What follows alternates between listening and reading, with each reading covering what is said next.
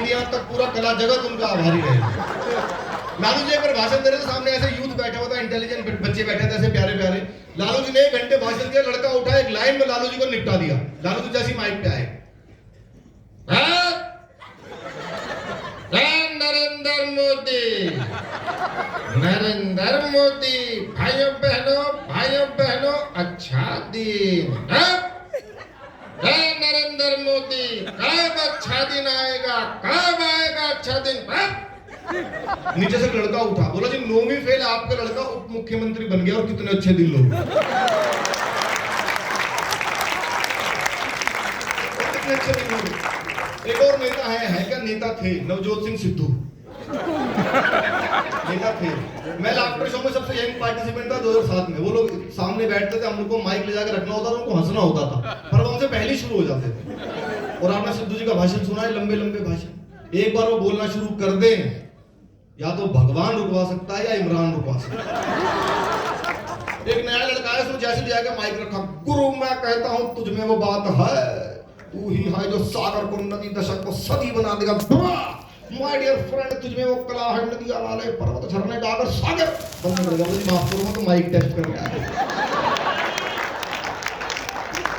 अगर कुछ नेता ऐसे हुए देश में जिनका भाषण कई पीढ़ियां नहीं समझ पाई। 3 नेता देश में ऐसे हुए, तो माननीय मुलायम सिंह जी जो स्वर्गीय हुए, उनका समझ में नहीं आया कभी भी भाषण, वो मुझे बहुत सुनते थे, बुलाते भी थे। एक अशोक गहलोत जी का समझ में नहीं आया, और एक शरद पवार जी का समझ में। अभी सर राजस्थान में मिले थे गहलोत जी, पता नहीं क्या बोले, राजस्थान की बात क्योंकि सोनिया जी ने जो बोले राहुल जी को बुला के राजस्थान के अंदर, तो हमने तो कई बार कहा कि ऐसी पदयात्रा करते हैं ना राजस्थान में करते हैं। मैंने थोड़ी आवाज तेज, क्या बोल रहे हो, राजस्थान के नीचे भाई ना राहुल जी, उसके बाद सोनिया जी भी हमारे राजस्थान के अंदर आए, तो उनके तो हमारे तो जितने पड़े, हम तो हमें क्या करने लगे, कुछ नहीं समझ में। एक तो मिमिक्री आपका जो सुना होगा आपने, बहुत कम कलाकारों का मुझे सुनने को हो सकता है ना भी सुनिए। ऐसी एक आवाज है, गाजियाबाद से सांसद भी रहे, भारत के रक्षा मंत्री राजनाथ सिंह जी की आवाज, बहुत पॉपुलर नेता है, मेरे बहुत पसंदीदा नेता। आपने उनका देखा होगा, राजनाथ जी का भाषण देखा ना, आप बोलोगे भारत सर ऐसे चलते हैं। टीवी की आवाज कम करके देखो तो ऐसा लगेगा मूक बधिरों के समाचार चल रहे हैं। मेरे बहुत पसंदीदा, आपको लगे कि वो आगे हो राजनाथ सिंह जी, तो देखना कैसे भाषण देते हो लोकसभा के अंदर। अध्यक्ष महोदय,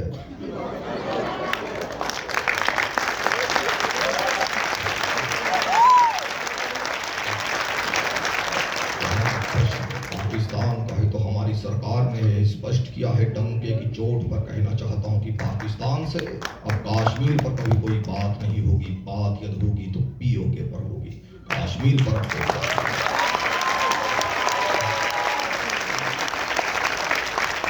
एक और आवाज है बहुत, तो मैं हर हफ्ते मेरा जीएनटी में शो आता है, कहने भी तो जा रहा हूं, उसमें मैं हमेशा करता हूं, और अभी कोई भी वो मिमिक्री पूरे देश में कर नहीं रहा है। मां सरस्वती का आशीर्वाद है, मुझे वो बहुत अच्छे लगते हैं, ज्यादा सुनता हूं इसलिए मिमिक्री भी हो जाती है। हमारा देश के गृह मंत्री अमित शाह जी के, सर आपने सुनी उनकी मिमिक्री कभी? कोई नहीं कर रहा, अच्छा कर भी रहा होगा तो कर नहीं पा रहा होगा। बहुत मेरे बहुत पसंदीदा रहता है। आपको लगे देखा पहले वो रैलियों में कैसे भाषण देते हैं, अभी यूपी में इलेक्शन हुआ, रैलियां बहुत हुई, उसके बाद अगर वो यहाँ आते तो कैसे भाषण देते। पहले अमित शाह जी का रैलियों वाला भाषण देखिए, ये राहुल बाबा कहते हैं इनको विकास दिखाई नहीं देता। राहुल बाबा आपको कभी विकास दिखाई नहीं देगा, क्योंकि आपकी आंखों पर तो इटालियन चश्मा चढ़ा हुआ। अगर वो यहाँ आते, अमित शाह अगर यहाँ, देखिए ये यूथ अवेकनिंग मिशन है, गुरुदेव पवन सिन्हा जी का कार्यक्रम है, तो गाजियाबाद वालों मैं आपको इतना ही कहना, ये वाइट टूटे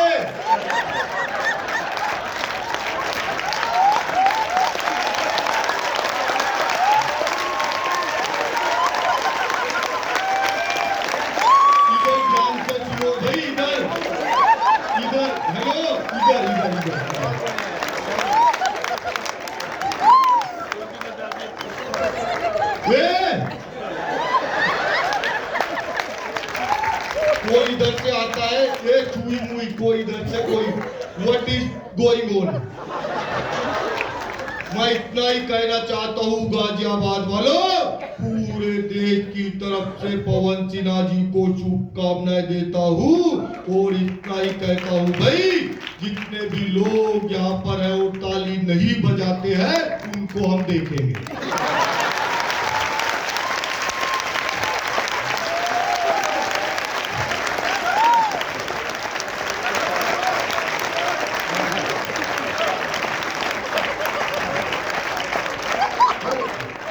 देश में यही हो रहा है, काम कोई कर रहा है, फोटो किसी का किसी। लेकिन एक आवाज है जो इन दिनों पूरी दुनिया में गूंज रही है, हमारे प्रधानमंत्री मोदी जी की आवाज। उनका भाषण सब लोग सुनते हैं, जो पसंद करता है वो तो सुनता ही है, जो नहीं करता वो 2 बार सुनता है। मोदी जी अगर गुरुजी यहाँ पे आते तो मैं कोशिश कर रहा हूँ थोड़ा सा, क्योंकि लगातार कार्यक्रम भी चल रहे हैं, ट्रैवल चल रहा है, गला थोड़ा सा डाउन है, हो सकता है मोदी जी की निकालो देवगौड़ा की निकल जाए, लेकिन आप लोग सुने मुझे प्यार से रहे कि मजा आ रहा है। मोदी जी अगर आते हैं तो यहाँ पर तो क्या भाषण देते हैं, कोशिश करो। भाइयों बहनों, मेरे देश में और देश के उत्तम प्रदेश उत्तर प्रदेश में, उत्तर प्रदेश के गजप्रस्थ में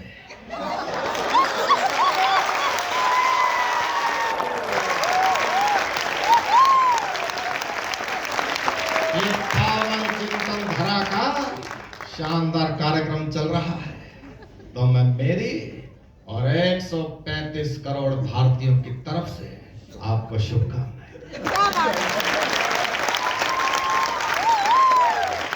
शानदार कार्यक्रम चल रहा है, दीपक सैनी प्रस्तुति दे रहे हैं। दीपक सैनी को बुलाना चाहिए कि नहीं बुलाना चाहिए? बुलाना चाहिए कि नहीं बुलाना चाहिए? दीपक सैनी को बुलाना चाहिए, हर कार्यक्रम में बुलाना चाहिए, और इतना मोटा लिफाफा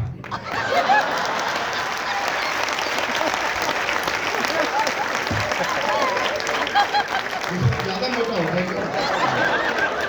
बस की गड्डी है, चिंता मत। बहुत सारी चीजें, अच्छा क्योंकि कहते हैं ना, कोई हवन होता है, जब हवन होता है और कोई अनुष्ठान होता है तो उसमें जब तक एक आहुति होती है, अगर वो पूर्ण आहुति ना डाली जाए तो वो यज्ञ संपन्न नहीं माना जाता। तो ऐसी एक आवाज मुझे याद आ गई, उनकी मिमिक्री ना करो तो मिमिक्री के यज्ञ में वो पूर्ण आहुति डलेगी नहीं। वो आवाज है हमारे बड़े भाई, देश के बहुत बड़े नेता, परम आदरणीय श्री राहुल गांधी जी। भाई आपको हंसना नहीं है, ऐसे कॉमेडी में मेरे सीनियर है वो।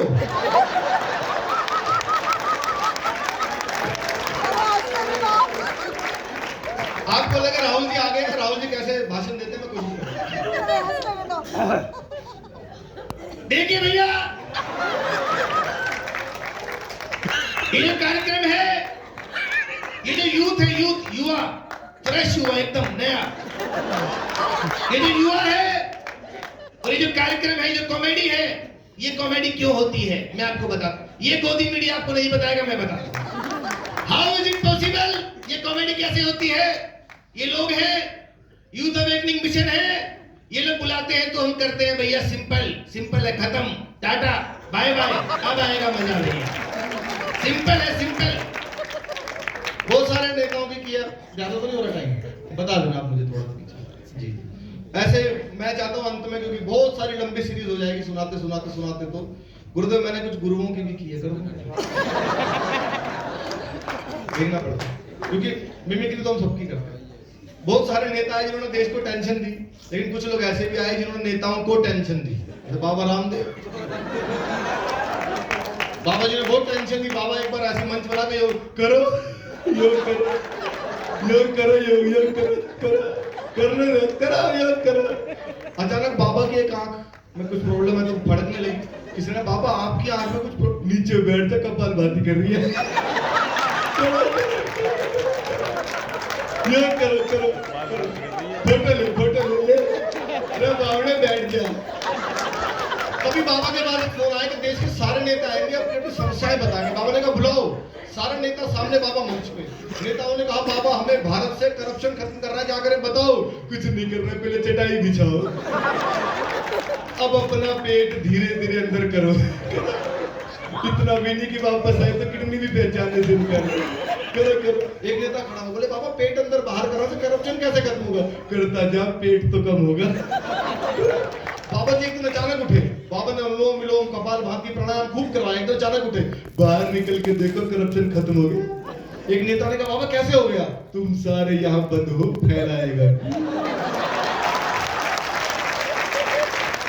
भैया आप मुझे स्टैंड चाहिए, मुझे स्टैंड चाहिए। एक मिमिक्री मैं बिल्कुल ताजा करता हूँ क्योंकि मैंने ये प्रण लिया, मैं नॉन फिल्मी मिमिक्री करता हूँ, फिल्म वालों की नहीं करता कुछ। जो अपनी भाषा से अरबों खरबों रुपए कमा के जिनको अपनी भाषा बोलने में शर्म आए उनकी क्या मिमिक्री करता। तो मैंने नॉन फिल्मी कैरेक्टर्स की हमेशा मिमिक्री किया।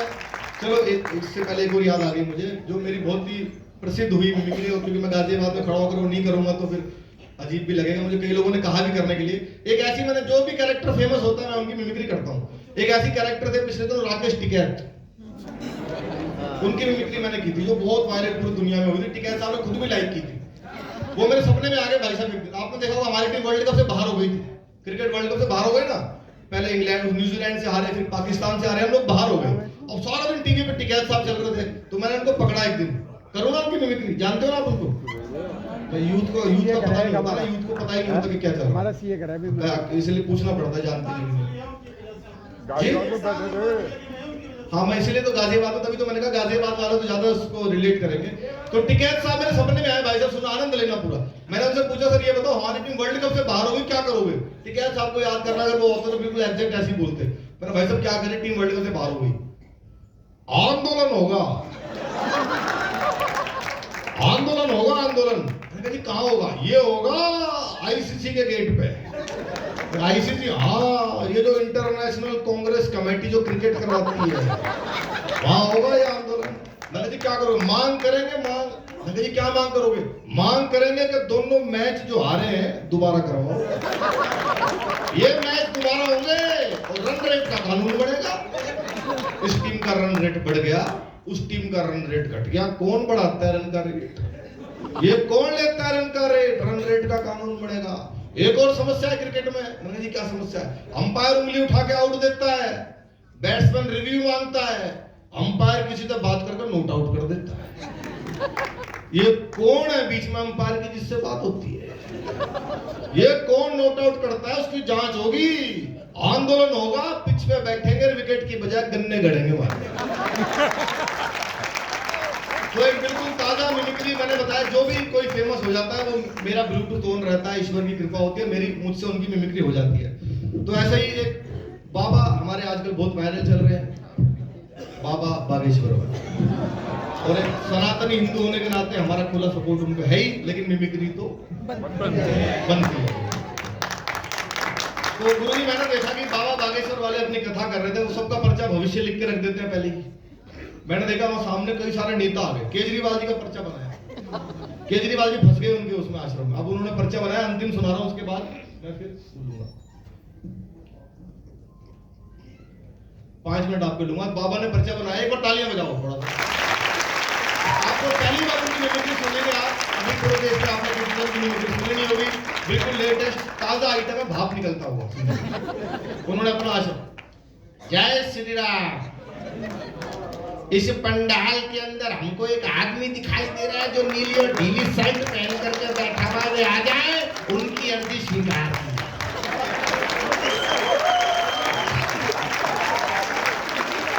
और सामने से आ रहे केजरीवाल जी, बाबा नमस्कार, आओ, कैसे आए, क्या सवाल मन में लेकर के आए?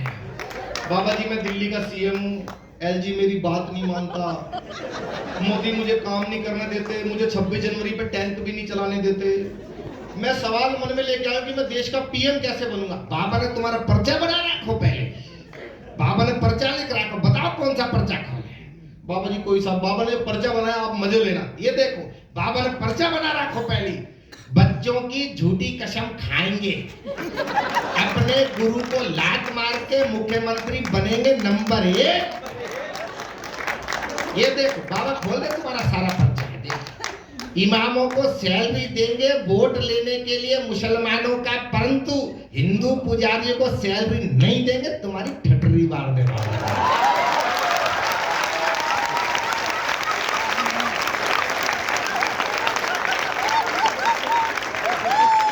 बाबा जी मुझे पीएम बनना है, सब सबसे पहले दिल्ली विधानसभा के अंदर हिंदू राष्ट्र की मांग करो और एक मंत्र बाबा लिख के दे रहे हो, उस मंत्र का जाप करना है दिन में 3 बार भारतीय संसद के सामने। बाबा जी कौन सा मंत्र है? हर हर मोदी घर घर मोदी।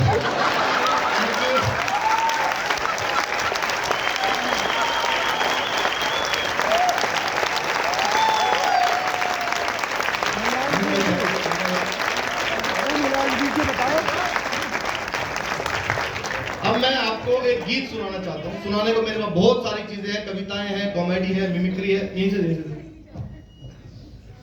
लेकिन जब ये सुई हुई आए थे तो मैंने इनको बताया था कि मैं एक इंस्ट्रूमेंट भी प्ले करता हूँ, अगर आपकी इजाजत हो, क्योंकि पैकेजिंग थोड़ी म्यूजिकल होनी चाहिए।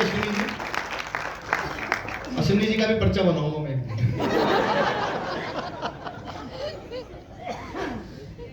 आपको सर हम बहुत सुनते हैं और ये भी जाम हो जाता है, गाजीपुर से पास खड़ा हुआ है। मैं माउथ ऑर्गन प्ले करता हूँ, ठीक ठाक सा कर लेता हूँ थोड़ा। तो मैंने सोचा एक गाना आप सबके लिए प्ले कर दूं, थोड़ा म्यूजिकल हैप्पी एंडिंग हो जाएगी। उसके बाद शुई मुई के आपके कुछ सवाल होंगे तो उस पर थोड़ा सा बातचीत भी करेंगे। एक गाना प्ले करता हूँ, कौन सा भी मैं अपनी मर्जी से प्ले करूँ? अपनी मर्जी से करो। यही सुनना चाह रहा था।